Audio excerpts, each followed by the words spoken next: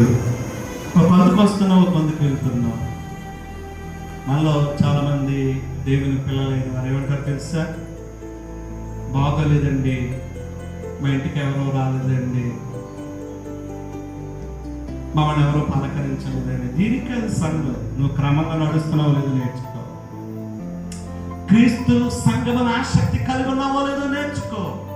వాక్యములో రాయబడినట్లుగా నువ్వు నడుస్తున్నావో లేదో తెలుసుకో. ఉపయోగమైన దాని గురించి మాట్లాడుతావు. దేవుని గురించి తెలుసా? అయితే నాకు ఒంట్లో పోలేదంటే నా దగ్గరికి ఎవరు రాలా, కూడా రాకపోయినా పర్వాలేదు, దేవుడు మీతో ఉన్నాడని వాక్యానుసారంగా తెలుసుకో. తెస్సలోనికైలో ఉన్నటువంటి సంఘం బాగానే ఉంది. ఎందుకో పొందుకెళ్తున్నారు, ఎందుకో వింటున్నారు, ఎందుకో వారు కూడుకుంటున్నారు, కానీ లేఖనాలను మాత్రం వారు పరిశీలించకుండా ఉన్నట్లుగా మనం చూడగలుగుతున్నాం. ఈ రోజున మన జీవితాల్లో కూడా మన భక్తి అలా ఉంటుందేమో. ఒకసారి మనం పరిశీలించుకోవలసిన వారిగా ఉన్నాం. అక్కడ ప్రార్థన జరిగింది అనుకో.